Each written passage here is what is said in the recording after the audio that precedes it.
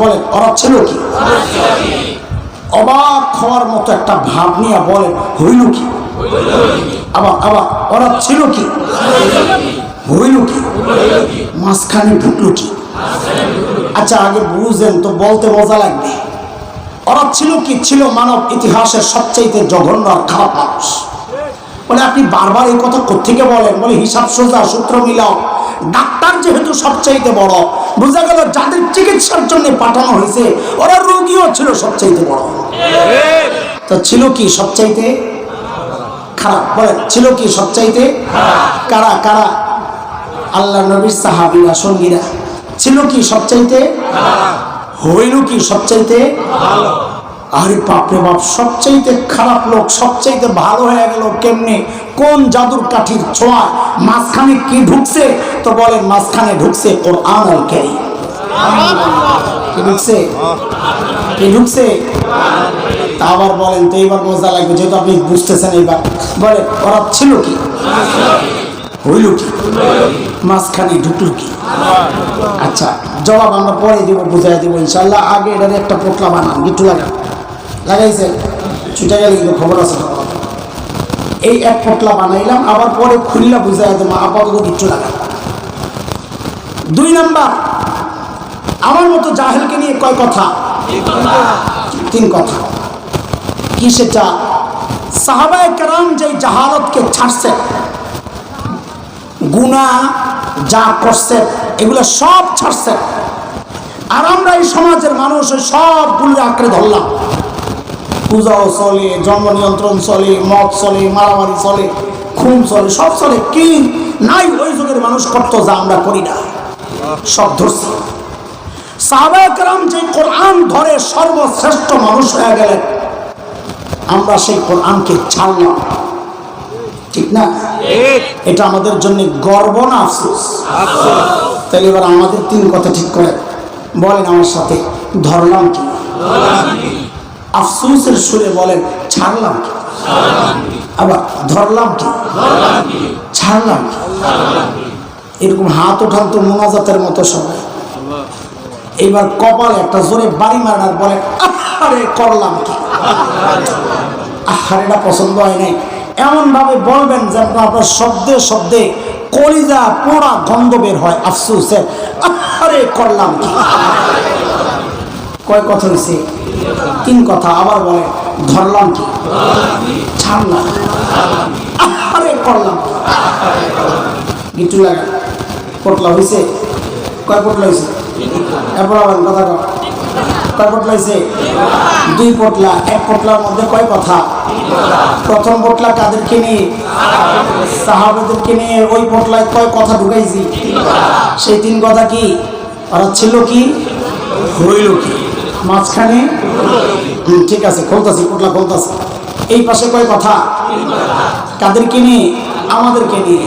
3 কথা কি? ধরলাম কি? ছাড়লাম কি? আরে থাকবো তো ইনশাআল্লাহ। ঢাকায় একটা এমপির পোলার যে ভাব, বাপ এমপি কি গাবে আমাদের চেনাস ভাই খাওয়াম এমপির পোলা, একটা এমপির পোলার যে ভাব হয়, আপনি সর্বশ্রেষ্ঠ রাসূলের উম্মত হয়ে কেন মিনমিন করে কথা কন? বলেন সর্বশ্রেষ্ঠ রাসূলকে সাল্লাল্লাহু আলাইহি ওয়াসাল্লাম। এই জায়গায় নাম্বার একটু কম পাইছে। আরেকটা প্রশ্ন করি, এখানে নাম্বার পুরো অ্যান্সার করা লাগবে। বলেন রোগী যদি ছোট হয়, হালকা মাথা ব্যথা, গলা ব্যথা, সর্দি, ঠান্ডা, এই রোগের চিকিৎসার জন্য মানুষ কই যায়? এলাকার ডাক্তারের কাছে না দেশের সবচেয়ে বড় ডাক্তার? সাবাস 100 পাস। কিন্তু রোগী যদি বড় হয় তাও কি এলাকার ডাক্তারের কাছে যায় না বড় ডাক্তার? কত বড় রোগী যত বড়, মানুষ ডাক্তারও তালাশ করে তত বড়। ঠিক? আসেন লাইনে আসেন। যেহেতু আল্লাহ তাআলা সমস্ত নবীদেরকে পাঠিয়েছেন দুনিয়ার অসুস্থ মানুষের চিকিৎসার জন্য, এই অসুস্থ মানে মাথা ব্যথা না, আত্মার সমস্যা। যেহেতু আল্লাহ রোগীদের চিকিৎসার জন্য নবীদেরকে পাঠিয়েছেন, তো বুঝতে হবে আল্লাহ সর্বশ্রেষ্ঠ রাসূলকে যেই যুগে পাঠিয়েছেন সেই যুগের মানুষগুলো ছিল মানব ইতিহাসের সবচেয়ে জঘন্য আর খারাপ মানুষ। এই কথা কোথেকে বলেন আপনি? ওই হিসাব সোজা, সূত্র মিলান। ডাক্তার যেহেতু সবচাইতে বড়, বোঝা গেল যাদের চিকিৎসার জন্য পাঠানো হয়েছে ওরা রোগীও ছিল সবচাইতে বড়। কথা ঠিক? সেই রোগীদের যুগটাকে ইতিহাসে বলা হয় আইয়ামে জাহিলিয়া। নাম শুনছেন না? হ্যাঁ, বর্বরতার যুগ। বর্বরতার মাত্রা কতদূর ছিল যে ওদেরকে ঠিক করতে আল্লাহ সর্বশ্রেষ্ঠ ডাক্তার, সর্বশ্রেষ্ঠ রাসূলকে পাঠাইলেন। আপনি ইতিহাস পড়েন, দেখবেন শরীরের পশম দাঁড়ায় যায়। মানুষ এত খারাপ কেন হয়? কি করতো ওরা? একটা একটা পয়সার জন্য মানুষ খুন করে ফেলত। মূর্তি পূজা এখন হয়নিও, তখনও হইতো। তো পার্থক্য কি? এখন আপনার মসজিদের মধ্যে মূর্তি রেখে পূজা করা হয়, অথচ তখন খুব বাইতুল্লাহর ভেতরেই ছিল 360 মূর্তি। ঘরের মধ্যে আলাদা মূর্তি, মন্দিরে আলাদা, সফরে বের হলে বগলের নিচে কইরা আলাদা মূর্তি নিয়ে যাইত। কেন? রাস্তায় পূজা করার জন্য যদি আবার খোদা না পাওয়া যায়, বান্দায় খোদা পকেটে লাগবে। জন্ম নিয়ন্ত্রণ এখন হয় কি হয় না? তখন হতো। পার্থক্য কি? এখন জন্ম নিয়ন্ত্রণ হয়, পেটের মধ্যে বাচ্চা নষ্ট করা হয় অথবা আসতে দেওয়া হয়। আর তখন জন্ম নিয়ন্ত্রণ হতো বাচ্চা হওয়ার পর দেখতো ছেলে না মেয়ে। যদি দেখছে ছেলে রেখে দিত, আর যদি দেখেছে মেয়ে, এটা ছিল বাবার জন্য সামাজিক কলঙ্ক। আমি মেয়ের বাবা, ওই কলঙ্ক থেকে বাঁচার জন্য বাবা নিজ হাতে নিজের কলিজার টুকরা মেয়েকে জীবন্ত দাফন করে দিত। কোরআন কারীমের অনেক জায়গায় আসছে, আপনারা দেখে নিয়েন তাফসীর কিতাবে। এক জায়গায় সূরা নাহল 14 নম্বর পারা 58 59 নম্বর আয়াত, আল্লাহ বলে وَإِذَا بُشِّرَ أَحَدٌ بِالْأُنثَىٰ ظَلَّ وَجْهُهُ مُسْوَدًّا وَهُوَ كَظِيمٌ يَتَوَارَىٰ مِنَ الْقَوْمِ مِن سُوءِ مَا بُشِّرَ بِهِ أَيُمْسِكُهُ عَلَىٰ هُونٍ أَمْ يَدُسُّهُ فِي التُّرَابِ أَلَا سَاءَ مَا يَحْكُمُونَ। এই ছিল সামাজিক অবস্থা। মানুষগুলো এতটা খারাপ কেন হয়েছিল? কারণটা আমাদের দারুল দেওবন্দের প্রায় 50 বছরের প্রিন্সিপাল হাকিমুল ইসলাম কারি তৈয়ব রহমতুল্লাহি আলাইহি বলেন, মানুষগুলো এতটা খারাপ হওয়ার পেছনের মৌলিক কারণের অভাব নাই, কিন্তু মৌলিক কারণ ছিল দুইটা। বলেন কয় কারণ? হ্যাঁ, এখান থেকে গোড়ার কথা শুরু হইতেছে আস্তে আস্তে। আমি ধীরে ধীরে ঢুকি, অনেক দূর থেকে ঘুরা জায়গায় যেতে হয়, এই জন্য শুরুর কথাগুলো একটু মনোযোগ দিয়ে শোনা।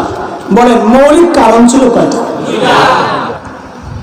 1 নম্বর ছিল জাহালত, অজ্ঞতা, মূর্খতা, লেখাপড়া নেই। 2 নম্বর ছিল চারিত্রিক অধঃপতন, চরিত্র নষ্ট। দেখে এই দুইটা সমস্যা এতটা প্রকট আর ভয়ঙ্কর সমস্যা, একটাও যদি কারো মধ্যে থাকে সেও অপরাধ করে। যেমন একজন ইঞ্জিনিয়ার শিক্ষিত না মূর্খ? বলেন শিক্ষিত, অথচ আমরা কি দেখলাম, এই দেশ ও জাতি কি দেখলো? সরকারি কাজের টেন্ডার পাইছে, সরকার তো বরাদ্দ দিয়ে দিছে, নে বাবা কাম কর। ইঞ্জিনিয়ার সাহেব সরকারি কাজ পাইয়া, টাকা টোকা পাইয়া, এইবার ব্রিজ বানাইতে যাইয়া রডের বদলে বাঁশ ঢুকাই দিচ্ছে। কথা বল না? আচ্ছা, ও কি জানতো না এখানে রড ঢুকাইতে হয়? জানতো? বলেন জানতো? জানার পরেও এই অপরাধটা কেন করলো? বলে চরিত্র নষ্ট। একটা থাকলেই মানুষ অপরাধ করে, আর ওই সময়ের আরবদের না ছিল লেখাপড়া, না ছিল চরিত্র। তাহলে মৌলিক সমস্যা কয়টা? এই মৌলিক 2 সমস্যা ঠিক করার জন্য, সংশোধনের জন্য, পরিবর্তনের জন্য, মোকাবেলার জন্য আল্লাহ সুবহানাহু ওয়া তাআলা সর্বশ্রেষ্ঠ রাসূলকে মৌলিক 2টা দায়িত্ব আর জিম্মাদারি আর সমাধান দিয়ে দুনিয়ায় পাঠিয়ে দিয়েছেন। আবার পিছনের কথা শোনালাম। মৌলিক সমস্যা কয়টা? সমাধান সমাধানও দুইটা। বলে মৌলিক সমস্যা সমাধান, আবার বলে মৌলিক সমস্যা সমাধান। আল্লাহর হাবিব নবুয়ত পেয়ে ঘোষণা দিলেন, ইন্নামা বুইসতু মুআল্লিমা বুইসতু লিউতাম্মিমা মাকারিমাল আখলাক।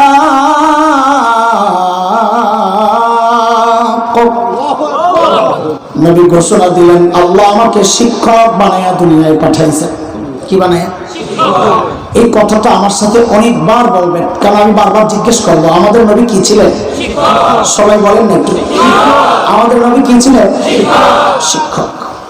শিক্ষক বানিয়ে কেন পাঠাইছেন? ওই যে দুই সমস্যার এক সমস্যা মূর্খতা, ওই মূর্খতা দূর করার জন্য। বুঝে আসছে কথা? দুই নাম্বার নবী বলেন,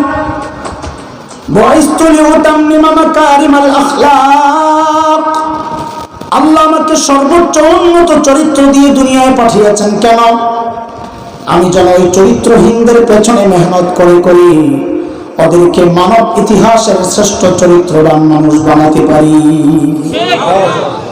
বলেন সমস্যা ছিল কয়টা? সমাধান মাসা। আবারও পেছনে যাই, আমাদের নবী যেন কি ছিলেন? সবাই একটু বলেন না। কিছু কথা বলতে মনেও চায়, আবার পেছনে আসি, কেন অনেকের কষ্ট লাগবে। আরে লাগার জন্যই তো বলবো, না লাগলে তো আমার বলার কোনো ফায়দা নেই। এইটা কোন লাগু লাগবো না, এটা করেন না। না লাগলে আমার বলাটা আমি ব্যর্থ, আমি বুঝাইতে পারি নাই, কারণ বুঝাইলে তো লাগার কথা। এইবার কোন লাগলে সমস্যা নেই না আছে। তবে আপনাদেরকে কষ্ট দেওয়ার জন্য আমরা কথা বলি না, বলছি না, আল্লাহকে সাক্ষী রেখে বলছি। এই কথাগুলো বলার উদ্দেশ্য একটাই, হৃদয়ে আফসোসের আগুন জ্বালানো। আহারে কি করলাম, বাস। মুহতারাম হাজরিন, মনে আসেনি পিছনের কথা? সমস্যা কয়টা? সাবাস। সমাধান? আল্লাহর হাবিব ওই দুই মিশন সহ যখন ওই বর্বর আরবদের পেছনে মেহনত শুরু করলেন, আহারে নবীর মেহনতের বরকত। ওই বর্বর গুলো এখন আর বর্বর নাই, পাল্টায় গেছে পরিচয়। পরিচয় পাল্টায় গেছে। বলে নতুন পরিচয় বলেন তো। বলে আমি কি বলবো? আল্লাহকে জিজ্ঞেস করো না, মালিককে জিজ্ঞেস করলাম, মালিক। ওই বর্বরদের নতুন পরিচয় বলেন তো আল্লাহ কোরআনে জানায়া দিচ্ছেন, সীমাহুম ফি উজুহিহিম মিন আসারিস সুজুদ। ওদের চেহারায় সেজদার চিহ্ন পাইবা। বলে সেজদার চিহ্ন তো বাহির দিয়া, তার মানে বাহিরে ফিটফাট, আবার ভেতরে সদরঘাট কিনা? আল্লাহ বলেন না না না, আমার নবীর সাহাবীরা বাহিরে এক নাম্বার, ভিতরে এক নাম্বার। বলে ভিতরে যে এক নাম্বার আমরা বুঝবো কেমনি? তো আল্লাহ যেন জানায়া দিচ্ছেন, তোর বোঝার দরকার কি? আমি ওদের কলবের পরীক্ষা নিয়েছি, আমি দেখেছি ওই পরীক্ষায় ওরা পাস। আল্লাহ বলেন, উলাইকাল্লাযীনা ইমতাহানাল্লাহু কুলুবাহুম লিত্তাকওয়া লাহুম মাগফিরাতুন ওয়া আজরুন আযীম।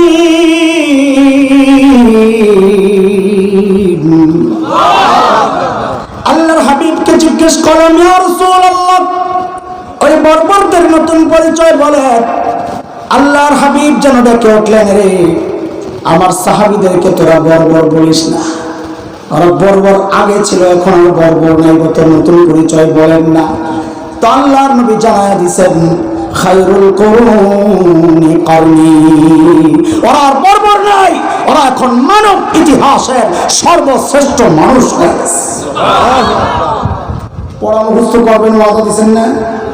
হ্যাঁ, তো পড়া মুখস্থ করার জন্য সহজ করে দিই আপনাদের পুরো পড়াটারে একটা সুতাই গেঁথে দিই মালা বানিয়ে। আচ্ছা নাইলে দুটা পোটলা বানিয়ে দিই, একদম গুণ্য গুণ্য কথা, 2 পোটলা। কয় পোটলা? আজকে ওয়াজের কয় পোটলা? মোট 6 কথা। পোলা ভাই মুখস্থ কর। কয় কথা? আজকের বয়ান কয় কথা? এতক্ষণ যা বলছি সামনে যা বলবো দেখবেন 6 কথা। 3 কথা সাহাবীদেরকে নিয়ে, আর 3 কথা আমার মতো জাহেল যারা ওদেরকে নিয়ে। বলেন সাহাবীদেরকে নিয়ে কয় কথা? আর আমার মতো জাহেলদেরকে নিয়ে। সাহাবীদের 3 কথা কি আগে ওটা মুখস্থ করেন, ওটা 1 পটলা হবে, আর এই 3 কথার আরেক পটলা, 2 পটলা আজকে বয়ান। বলেন আমার সাথে সাহাবীদের 3 কথা কি? আমি যা বলি হুবহু তাই বলবেন। বলেন ওরা ছিল কি? সবাই বলে না কিরে ভাই পড়া মুখস্থ করবেন না? বলেন বলেন, আগ্রহ নিয়ে মনোযোগ সহ বলা লাগবে। চুপচাপ বসে থেকে না হলে পড়া হারায়া যাবে, তাহলে বুঝতে কষ্ট হবে। বলেন ওরা ছিল কি? অবাক হওয়ার মতো একটা ভাব নিয়ে বলেন হইল কি? আবার আবার ওরা ছিল কি? হইল কি? মাঝখানে ঢুকলো কি? আচ্ছা আগে বুঝেন তো, বলতে মজা লাগবে। ওরা ছিল কি? ছিল মানব ইতিহাসের সবচাইতে জঘন্য আর খারাপ মানুষ। মানে আপনি বারবার এই কথা কোত্থেকে বলেন? বলে হিসাব সোজা, সূত্র মিলাও। ডাক্তার যেহেতু সবচাইতে বড়, বোঝা গেল যাদের চিকিৎসার জন্য পাঠানো হয়েছে ওরা রোগীও ছিল সবচাইতে বড়। তো ছিল কি সবচাইতে খারাপ? বলেন ছিল কি সবচাইতে? কারা কারা? আল্লাহ নবীর সাহাবীরা, সঙ্গীরা। ছিল কি সবচাইতে? হইল কি সবচাইতে? আরে বাপ রে বাপ, সবচাইতে খারাপ লোক সবচাইতে ভালো হয়ে গেল কেমনে? কোন জাদুর কাঠির ছোঁয়া? মাঝখানে কি ঢুকছে? তো বলেন মাঝখানে ঢুকছে কোরআন আল কারীম। কি ঢুকছে? কি ঢুকছে? তা আবার বলেন তো, এবার মজা লাগবে যেহেতু আপনি বুঝতেছেন। এইবার বলেন ওরা ছিল কি? হইল কি? মাঝখানে ঢুকলো কি?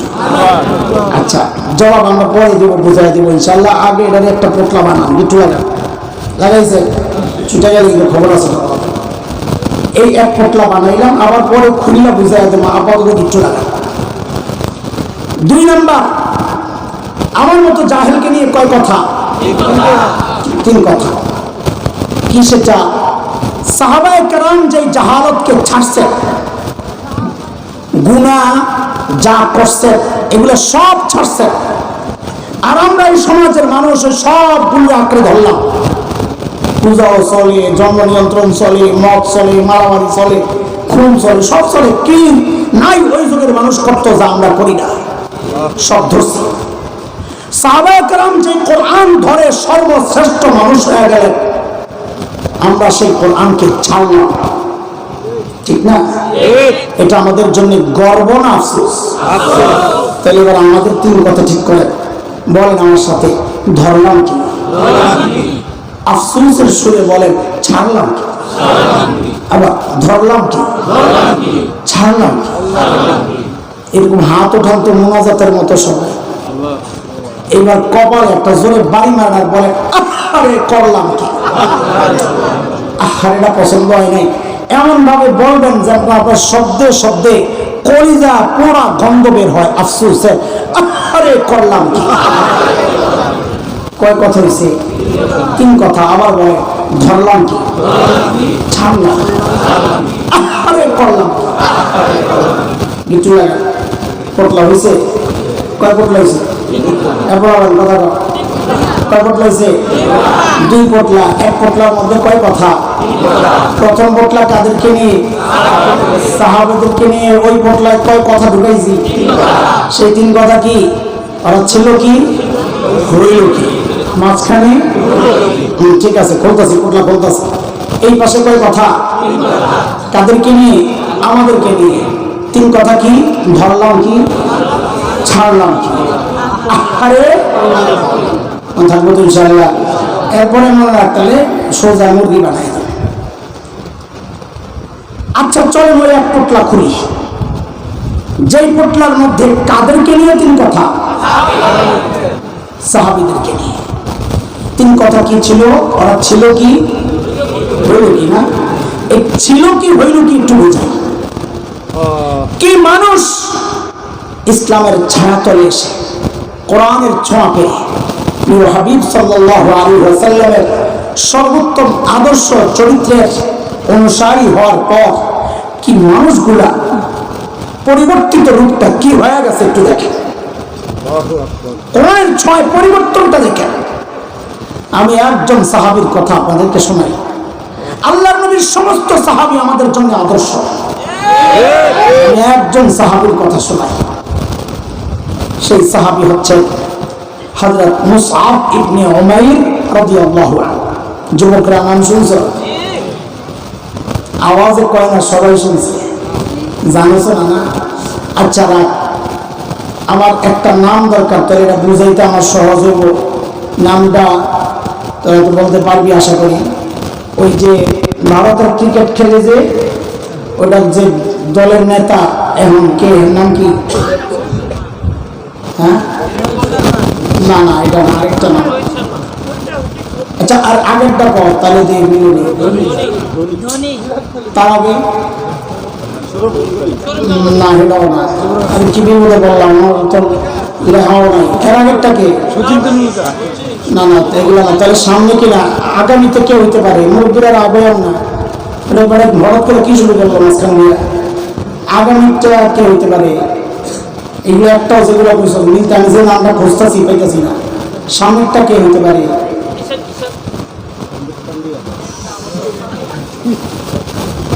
কি বুঝলেন? কি বুঝলেন? ওরা আমাদের দেশ না, ধর্ম না, বরং শত্রু। ওদের দেশে ক্রিকেট খেলে যারা, ওদের নেতাকে, বর্তমানকে, তার আগেকে, তার আগেকে, তার আগেকে, সামনে কে হইতে পারে? আপনার সন্তানরা সব জানে, সাহাবী চিনে না। লজ্জা থাকার কথা আমাদের, লজ্জা, লজ্জা। যাদের রক্তের পিচ্ছিল রাস্তায় ঈমান পাইছে, দিন পাইছে, সেই সাহাবীর নাম জানি না, আমি ক্রিকেটারদের নাম জানি, তাও ভারতের। শুধু তাই না, এমন বিশেষজ্ঞ আছে কার লগে কার পিড়িত হেটাও জানে, কার লগে কার সারাসারি হয়েছে হেটাও জানে। অথচ কোন সাহাবী বদরে শহীদ হয়েছে তার নামও জানে না, ওহুদে কারা শহীদ হয়েছে তার নামও জানে না। হায় মুসলমান! বলে এক সাহাবীর নাম বলতেছিলাম, হযরত মুসআব ইবনে উমাইর রাদিয়াল্লাহু আনহু। আরবে ইসলাম পূর্ব সময়ে যাকে বলা হতো ফাতা মক্কা, হিরো অফ মক্কা, মক্কার স্মার্ট বয়, অযুবক খেলকর, মক্কার স্মার্ট বয়, সবচাইতে সুদর্শন, সবচাইতে স্টাইলিস্ট এবং ফ্যাশনেবল পোশাকে যে নিজেকে সাজায় রাখতেন। দেখেন, মানুষ সুন্দর হওয়ার জন্যে, সুন্দর দেখানোর জন্যে 3টা বিষয়ের সমন্বয় হইলে, অথবা একটা থাকলেও খুব দারুণ। সেই 3টা কি? একটা হচ্ছে টাকা পয়সা আছে, অনেক দামি দামি পোশাক পরে সুন্দর লাগে। আরেক হচ্ছে রুচি উন্নত, টাকা পয়সা কম। হ্যাঁ, খুঁজা খুঁজা ফুটপাথ থেকে এমন ম্যাচিং করে জিনিস কিনে নেয়, মানুষ কয় আরে আরং থেকে কিনছিস নাকি? কয় না, ওটা আরং ওয়ালারা এখন সমকামী তারা প্রমোট করে, আরঙে ঢুকি না, ফুটপাথ থেকে কিনছি। কয় বাপরে, দেখতে তো অনেক সুন্দর লাগে, বেড়া খুশি বেলা। ফাঁকে দিয়ে কথা একটা বয়ে এলেছি, বলাবেন খেয়াল করছে নিয়ে যায়।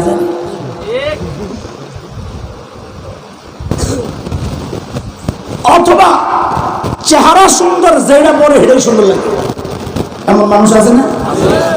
হযরত মুসআবের মধ্যে একটা না, 2টা না, 3টারই সমন্বয় ছিল। কেন? বাবা মার আদরে আহ্লাদের সন্তান, ধনী বাবা মা, রুচিও ছিল উন্নত, চেহারা বলে দারুণ।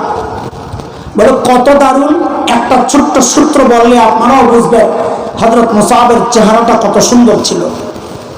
ইতিহাস বলে 12 জন আরবের চেহারা, আরবের মানুষ যারা, 12 জন আরবের চেহারা নবী আলাইহিস সালামের চেহারার সাথে কিছুটা মিলত। এর মধ্যে হযরত মুসআব ইবনে উমাইর একজন, যার চেহারা নবীর চেহারার সাথে মিলত। মুসআব কত সুন্দর ছিলেন, বোঝানোর জন্য আর কিছু বলার দরকার নাই যে তার চেহারা নবীর চেহারার সাথে মিলত। যেদিকে যায় লোকে তাকায় থাকে, কি সুন্দর। যুবকরা আইডল বানাইছে, মডেল। চুলকার স্টাইল মুসআব, জামাকার স্টাইল মুসআব, চলে কার মতো মুসআব, হাসে কার মতো মুসআব, সব মডেল। সেই মুসআবের কানে যখন ইসলামের দাওয়াত গেছে, ভেতরে ঢুকছে, হায় ছিল কি এইবার দেখেন ইসলামের ছোঁয়া পায়া সেই মুসাহাব হইল কি হয়েছে? চলেন আমরা মাঝখানে হিস্ট্রি অনেক লম্বা বাদ দিতেছি, সময় কম। উহুদের মাঠ, কাফেরের মুখোমুখি মুসলমান, এক ভয়ঙ্কর যুদ্ধ। আল্লাহর নবী সাল্লাল্লাহু আলাইহি ওয়াসাল্লাম যে সমস্ত সাহাবীদের হাতে ঝান্ডা তুলে দিয়েছিলেন তাদের মধ্যে একজন হযরত মুসআব ইবনে উমাইর। বীর বিক্রমে লড়াই করছিলেন তিনি, কিন্তু কিছু ভুলের কারণে, এবং তখনও মুসলমান হন নাই হযরত খালিদ ইবনে ওয়ালিদ সাইফুল্লাহ রাদিয়াল্লাহু আনহুর বিচক্ষণতা, এর কারণে মুসলমানরা জয় হওয়া যুদ্ধ হঠাৎ ঘুরে পরাজিত হয়েছে। জানেন ইতিহাস, পুরো উহুদের মাঠ রক্তে লাল, লাশ আর লাশ। হায়, মুসলমানদের মনোবল ভেঙে গেছে। এত লাশ কোনদিন দেখেনি। আরে উহুদের মাঠ পর্যন্ত ইসলামের ইতিহাসের 16 বছর, মক্কার 13, মদিনার 3 মাত্র শুরু হয়েছে শাওয়াল মাস। শাওয়াল তো শুরু না, বেশ কয়েক শেষের দিকে, 3য় হিজরি, মানে 16 বছরের মাথায় এত লাশ কোনদিন দেখে নাই। 70টা লাশ, 1টা 2টা না, কত? আরে বদরের যুদ্ধ এত ভয়ঙ্কর যুদ্ধ, সেখানেও তো লাশ পড়ছে মাত্র কয়টা? 14টা। সাবাস। 8 জন আনসার, 6 জন মুহাজির, 14 জন। সেখানে উহুদের মাঠে লাশ পড়ে আছে কয়টা? সাহাবীদের মনোবল ভেঙে গেছে, হাত থেকে তরবারি চলে গেছে। কেউ কেউ দাঁড়ায় থাকতে পারতেছে না, পা অবশ হয়ে বসে পড়ছে। হযরত ওসমানের মতো মানুষ তলোয়ার ফালাইয়া মদিনার দিকে হাঁটা ধরছে, কোন হুঁশ নাই। মনোবল ভাঙার কারণ কি? কোন কোন ঐতিহাসিক লেখে কেউ নিজের বাবা হারাইছে, যেমন হযরত হুযাইফা বাবা ইয়ামান রাদিয়াল্লাহু আনহুকে ময়দানে হারাইছে, তাও মুসলমানদের হাতেই শহীদ হয়েছে। এলো পাতারি লড়াই চলছিল, মুসলমানরাই মুসলমানকে মারছে, এমন এক অবস্থা হয়ে গেছে। কেউ ভাই হারাইছেন, কেউ সন্তান হারাইছেন। আপনজন হারানোর বেদনা তো ছিলই, নিজেরাও তো রক্তাক্ত। কিন্তু কোন কোন ঐতিহাসিক এটা বললেও আমি সাহাবীদেরকে যতটা চিনেছি, বুঝেছি, আমার কাছে মনে হয়েছে সাহাবীদের মনোবল ভাঙার কারণ এই একটাও না। মানে তো কি বলে, ওই পাগল সাহাবীগুলা এসে যখন দেখছেন আহারে প্রিয় হাবিব সাল্লাল্লাহু আলাইহি ওয়াসাল্লামের চেহারা ক্ষত বিক্ষত, রক্তাক্ত, গোটা শরীর লাল। আমাদের মতো 2 নম্বর মুসলমান ছাত্রদেরকে হাদিস যখন পড়াই, চোখের পানি ধরে রাখতে পারি না। সেখানে সাহাবেদের মতোই পাগল আশিকরা সরাসরি নবীর রক্ত দেখে ওদের কেমন লাগছে, তাও অবস্থাটা কি? হযরত সাদ ইবনে আবি ওয়াক্কাস রাদিয়াল্লাহু আনহুর আপন ভাই, এক ভাই বড় সাহাবী, আরেক ভাই নরদম কাফের, উতবাহ ইবনে আবি ওয়াক্কাস নাম। সুযোগ পায়াই নবীকে কাছে পায়াই পাথর একটা নিয়ে এমন ভাবে আঘাত করেছে, সরাসরি যায় আল্লাহর হাবিবের ঠিক এই যে আমার আঙ্গুলটা যেখানে ধরছি, ঠিক এই বরাবর যায় পাথরটা আঘাত করেছে। নিচের ঠোঁট ফাইটা, উপরের ঠোঁট ফাইটা, ভিতর থেকে একটা দাঁত ভেঙে গেছে। কোন দাঁতটা ভাঙছে হাদিসের কিতাবে তাও আসছে, রাবাইয়া আল ইউমনা আস সুফলা, নিচের মাঝখানের যে 2 দাঁত, এই 2 দাঁতের ডান পাশের মাঝখানের 2 দাঁতের ঠিক ডান পাশের দাঁতটা ভেঙে বসছে। আরেক নরদম আব্দুল্লাহ ইবনে তিম্মা সুযোগ পায় পাথর একটা মারছে চেহারা বরাবর, ডানে লাগছে না বামে লাগছে আমি এখনো নিশ্চিত হই নাই, কিন্তু এতটুকু আসছে হেলমেটের যে টুকরাটা চেহারার এই অংশকে গাঁট দেয়, ওই টুকরাটা ভেঙে আল্লাহর হাবিবের চেহারার ভেতরে ঢুকে গেছে, রক্ত চকচক করে ঝরতেছে। আরেক নরদম আব্দুল্লাহ ইবনে শিহাব জুহরি, এক ইবনে শিহাব জুহরি তো হাদিস বর্ণনাকারী তিনি না, সে পাথর একটা পায়াই আল্লাহর হাবিবের কপাল বরাবর যখন মেরেছে, হেলমেট ভেঙে টুকরা ভেতরে ঢুকে চপচপ করে মাথা থেকে, কপাল থেকে, গাল থেকে, চেহারা মুখ থেকে চপচপ করে রক্ত পড়তেছে, আল্লাহর হাবিবের গোটা শরীর রক্তে লাল। আর এই দৃশ্য রেখা পাগল সাহাবী সহ্য করে কেমনে? সাহাবীদের মনোবল ভেঙে গেছে। এখন লাশ দাফন করার মুহূর্ত। নবী হুকুম করলেন লাশগুলোকে জমা করো। আমি যে হাদিসটা আপনাদেরকে শোনাচ্ছি বুখারীর বর্ণনা, দুইজন সাহাবী হাদিস বর্ণনা করেছেন। একজন হযরত আব্দুর রহমান ইবনে আউফ রাদিয়াল্লাহু আনহু, আরেকজন হযরত খাব্বাব ইবনুল আরিত রাদিয়াল্লাহু আনহু। আমি হযরত আব্দুর রহমান ইবনে আউফের শব্দগুলো আপনাদেরকে শোনাচ্ছি। বুখারীর বর্ণনা 4045 নম্বর বর্ণনা। হযরত আব্দুর রহমান ইবনে আউফের হাদিসটা লম্বা, আমি শেষ অংশটুকু বলছি। তিনি বলছেন, যখন লাশগুলো একত্রিত করি সেখানে মুসআব ইবনে উমাইরের লাশও আছে। এত লাশ, এত কবর খোদাই করার মতো মানসিক শক্তি সাহাবীদের নাই। নবী একটু সহজ করলেন, কি এক কবরে দুইজনকে দাফন করো, তাহলে কবর 35টা হয়ে যাবে। দাফনের সময় শুরু হয়েছে। আপনাদের জানা থাকার কথা, শহীদকে দাফন করার কিছু ব্যতিক্রম সিস্টেম আছে। এক, গোসল ছাড়া দাফন দিতে হয়, জানেন? দুই, ওই রক্তাক্ত কাপড় সহই দাফন দিতে হবে। কেন? ওই যে হাদিস, ইন্নাকুম তুহশারুন কামা তামুতুন, মানুষের মৃত্যু যে অবস্থায় হাসর ওই অবস্থায়। শহীদ যখন হাসরের মাঠে উঠবে, আহারে তার শরীর থেকে রক্তাক্ত শরীর থেকে তাজা রক্তগুলো টপ টপ করে ঝরতে থাকবে, আর ওই রক্ত থেকে মিশক আম্বরের ঘ্রাণ বের হতে থাকবে। হযরত আব্দুর রহমান ইবনে আউফ বলে, মুসাবের লাশটা যখন দাফন করতে আনছি, যেহেতু তার শরীরের কাপড় দিয়েই তাকে দাফন কাফন করতে হবে, কিন্তু তার শরীরের সাথে তো পর্যাপ্ত কাপড় নাই। হে যুবক, কার কথা শোনাচ্ছি? স্মার্ট বয়, সুদর্শন পুরুষ, মডেল, আইডল মক্কাবাসীর মুসআব ইবনে উমাইরের কথা শোনাচ্ছি, যিনি সবচেয়ে সুন্দর পোশাকে থাকতেন। ছিল এই, হইল কি? বলে এখন দাফনের সময় তার শরীরে পর্যাপ্ত কাপড় নাই। বলে কতটুকু আছে? হযরত আব্দুর রহমান ইবনে আউফ বর্ণনা দিচ্ছে, এর যুবকরা শোন। বলে ছোট্ট একটা কাপড়ের টুকরা। কত ছোট? হযরত আব্দুর রহমান ইবনে আউফের বর্ণনা, ইন গুত্তিয়া বিহা রাসু বাদাত রিজলাহ ওয়া ইন গুত্তিয়া বিহা রিজলাহ বাদা রাসু।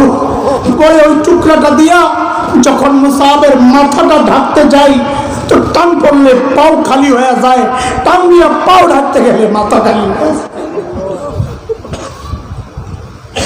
হযরত খাব্বাব বলে, দৌড়ে গেছি আল্লাহর হাবিবের কাছে, ইয়া রাসূলুল্লাহ, মুসআবকে দাফন করার জন্য পর্যাপ্ত কাপড় পাচ্ছি না, ওর মাথা রাখতে গেলে পাও খালি হয়ে যায়, পা রাখতে গেলে মাথা খালি হয়ে যায়, এখন কি করব? আল্লাহর হাবিব বলে, মুসআবের মাথাটা ঢেকে দাও। আরবের এক রকমের ঘাস আছে, বলে ওই ঘাস ইসখির, ওই ঘাস দিয়ে ওর পাওগুলা ঢেকে দাও। যুবক, এখন তো ব্র্যান্ডের শার্ট ছাড়া তোমার চলে না, ব্র্যান্ডের পেন ছাড়া তোমার চলে না, ব্র্যান্ডের ঘড়ি আর মোবাইল ছাড়া চলে না। অথচ সাহাবীর আমল, আমার আর তোমার আমলের ব্র্যান্ড হওয়ার কথা ছিল। সাহাবীর তাকওয়া, আমার আর তোমার তাকওয়ার ব্র্যান্ড হওয়ার কথা ছিল। সাহাবীর কোরবানি, আমার আর তোমার কোরবানির ব্র্যান্ড হওয়ার কথা ছিল। আরে যুবক তো বাচ্চা মানুষ, বয়স কম, বুঝ কম, আমরা বুড়ারাই কম কিসে? চুল পাকতে পাকতে সাদা হয়ে গেছে, আখিরাতের চিন্তা করব থাক দূরের কথা, দাড়ি পাইকা সাদা, এখনো তো গুনাই ছাড়তে পারি না।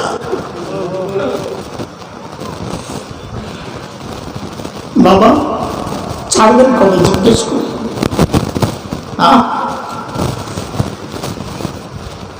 আল্লাহ যেন আমাকে আপনাকে ডেকে ডেকে সূরা হাদীদে বলছেন, আলাম ইয়া'নিল্লাযীনা আমানু আন তাখশা'a কুলুবুহুম লিযিকরিল্লাহ।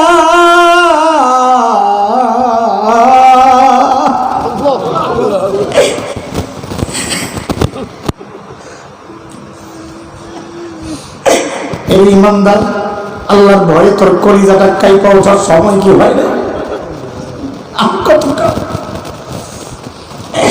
এর জবাব তুই ভাবিস না তোকে আল্লাহ আরো সময় দিবেন দাড়ি পাকা পর্যন্ত, চুল পাকা পর্যন্ত না রে বাপ। কত বাবাকে দেখলাম সন্তানের লাশ কাঁধে নিয়ে কবরস্থানের দিকে যাইতেছে। আরে কে জানে কার ডাক কখন চলে আসে, কে জানে কে কখন চলে যাবে। আরে কে জানে এই মজলিসে এমন কেউ থাকতে পারে যার খবর নাই, খবর নাই। ও নিশ্চিন্তে বসে আছে এখানে, কিন্তু আর কাফনের কাপড়টা চলে আসছে দোকানে। কে জানে কালকে খবর পাইতে পারে। বয়ান করে গেল হাসান জামিল তো দুনিয়া নাই, কার ডাক কখন চলে আসে রে বাবা ভাই আমার। ডাক আসার আগে আগে মালিকের ডাকা শুরু করে দাও, মালিকের ডাক আসা আগে আগেই মালিকের ডাকা শুরু করে দাও। পুঁজি বানাও, গুনাহ ছাড়াও বাবা, গুনাহ ছাড়ে। কার নাফরমানি করে? যার দেওয়া চোখ দিয়ে নাফরমানি করে, যার দেওয়া কান দিয়ে যুবক নাফরমানি করি। আমি আর তুমি যখন গুনাহ করি মালিক তখন মায়া করে করে ডাকেন আর বলি বান্দারে যে চোখ দিয়ে তুই গুনাহ করতেছস ওই চোখ কিন্তু ওই নায়ক নায়িকা দেয় নাই, আমি আল্লাহ তোরে দিয়েছিলাম। ইয়া আইয়ুহাল ইনসান মা গাররাকা বিরাব্বিকাল কারীম। ও মানুষ, ওই কারীম রবের ব্যাপারে তোর কে ধোঁকায় ফেললো রে? কার ধোঁকায় পড়া তুই আমি কারীম রব্বে ভুলে গেলি রে বান্দা? এত কিছু দিছি তোরে, এত এত নিয়ামত দিয়ে বাঁচায় রাখছি। মাঝে মাঝে বলি কথাটা আমার হৃদয়ে বড় লাগে, এই জন্য বলি, বলে কত নিয়ামত। বলি নিয়ামতের তো কোনো হিসাবই নাই, কিন্তু একটা জিনিস চিন্তা করলে বড় কষ্ট লাগে। আমি আর তুমি যখন দরজা জানলা বন্ধ করে গুনাহ করি রে যুবক, ভেতরে গুনাহ চলতেছে মালিকের, যার গুনাহ করতেছি, যার নাফরমানি করতেছি তার মায়া কত আমার জন্য। ওই গুনাহ অবস্থায় ওই মালিক দরজার নিচে দিয়া বাতাস আর অক্সিজেন পাঠায় দেন যেন আমি গুনাহ অবস্থায় মরে না যাই। ওই মালিকের নাফরমানি আর কত কাল বাবা, কত কাল। কথা চলে গেছে অনেক দূর, চলে আমরা আবার জায়গায় চলে আসি। কি বলতেছিলাম, কি বুঝাইতেছিলাম? সাহাবীরা ছিল কি, হইল কি, মনে আসেনি কথা? এবার আবার আমার সাথে যুক্ত হন, জবাব দেন, বলেন এই যে পরিবর্তনটা কিসের ছোঁয়া? বলেন বলেন সবাই, সবাই কিসের ছোঁয়া? এই পরিবর্তন কিসের ছোঁয়া? চলেন সাহাবীদের ওই তিন কথা ওই প্যাকেট রাখে। কয় কথা ছিল? ওরা ছিল কি, হইল কি, মাঝখানে রাখে। ওই পাশের প্যাকেটটা খুলে এবার জবাব দেন, যেই কোরআন ধরে সাহাবীরা সর্বশ্রেষ্ঠ মানুষ হয়ে গেছে, ওই কোরআন তো আল্লাহ আসমানে উঠায় গেছে, আছে পুরান হয়ে গেছে, পাওয়ার কমে গেছে। বলেন সাহাবীদেরকে নিয়ে কয় কথা? ওরা ছিল কি, হইল কি, মাঝখানে এই পোটলা একটা রয়ে গেছে, আবার উঠে যান কেনা রাখে, অল্প কথায় পোটলা একটা দেবো, তিন পোটলাই দেবো, এই বারবার এটাই করতেছে। আমাদের মতো জাহেলকে নিয়ে কয় কথা? ওই পোটলায় কয় কথা আছে?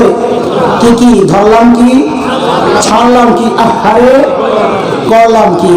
ঠিক আছে, ওই দুই পোটলা পকেটে আরেকটা পোটলা দিয়ে দিয়ে ওদের মাথায় নিয়ে হাঁটতে হাঁটতে জিকির করতে করতে বাড়ি যান। বলে সেই পোটলা পাঁচ কথার পোটলা, পাঁচটা ওয়াদা। বলেন কটা ওয়াদা? কথা পাঁচটা না, পাঁচটা ওয়াদা। কয় ওয়াদা? এক নম্বর, সবাই বলবে ইনশাআল্লাহ আমরা সবাই শুদ্ধ কোরআন শিখবো, ইনশাআল্লাহ। সবাই সবাই মুরব্বীরা অনেকে চিন্তা করে, আমি পারি, আলহামদুলিল্লাহ পারি। মাজান আপনি যে কি পারে, আমরা পিচ্ছি করে সঙ্গে পড়েন দেখুন হাসতে হাসতে করা করে খাইব। আপনার পাড়া না, আপনি মনে করছেন আমরা যে একটা টান দিলি বুঝি পাড়া হয়। লেইলাফে কোরাইশিন এইলাফি লা হাওলা ওয়ালা কুওয়াতা ইল্লা, ছোটবেলায় পড়ছেন আপনার ঘরে দোষ দিয়ে কি করব। এখন আমার বাচ্চারা আন্তর্জাতিক মানে তেলাওয়াত করে, সারা দুনিয়ার শ্রেষ্ঠ হাফেজ আমাদের এখানে তৈরি হয়। সেই জন্য আমরা আমাদের মাদ্রাসাওয়ালাদের কাছে যাই শুদ্ধ কোরআন শিখবো ইনশাআল্লাহ তাআলা। কোরআন শুদ্ধ শিখে কোরআনকে ঘরের মধ্যে গিলাফটারে কয়েক পেজ দিয়া একদম সিপার মধ্যে ঢুকায় রাখে। তাহলে 2 নাম্বার ওয়াদা দেন, প্রতিদিন নিয়মিত কোরআন পড়বো ইনশাআল্লাহ। কয় ওয়াদা হলো? 1, শুদ্ধ কোরআন শিখবো, নিয়মিত কোরআন পড়বো। 3, কোরআনের অর্থ বুঝে তাফসীর করে ওলামাদের থেকে যেগুলো শুনি এগুলো মানবো ইনশাআল্লাহ। ইনশাআল্লাহ হ্যাঁ বলে 1 নাম্বার শুদ্ধ কোরআন শিখবো, নিয়মিত কোরআন পড়বো, কোরআন মানবো। 3 নাম্বার কি? কোরআন মানবো। 4 নাম্বার কোরআন ওয়ালাদেরকে ভালোবাসবো ইনশাআল্লাহ। কোরআন ওয়ালা চিনেন? চিনেন কে? আলেম উলামা। কে? আলেম উলামা। যদি দেখেন কোন আলেমকে মহব্বত করলে নেতা গালি দেয়, দল বলে তৈরি নাই, তো আপনি উল্টা বলে দিবেন ওই নেতা দলের তৈরি তালাক। পারবেন ইনশাআল্লাহ? কয় তালাক? একেবারে আসলটা দিয়ে দিবেন। পারবেন ইনশাআল্লাহ? তো অনেকে চিন্তা করে নেতা যদি বেড়া হয়তো তালাক কেমন দেবো। না, তালাক মানে ছেড়ে দেওয়া, ছাড়বে না কি? তালাক মানে এটা শাব্দিক অর্থে। আলেম ছাড়বো না, নেতা ছাড়বো, বলে ইনশাআল্লাহ। আলেম ছাড়বো না, দল ছাড়বো ইনশাআল্লাহ। ইনশাআল্লাহ আল্লাহ কবুল করে। কথা গেল। আবার বলে শুদ্ধ কোরআন শিখবো, নিয়মিত কোরআন পড়বো, কোরআন মানবো, কোরআন ওয়ালাদেরকে ভালোবাসবো। 5, কোরআনই প্রতিষ্ঠান যেখানেই পাবো পাশে দাঁড়াবো ইনশাআল্লাহ।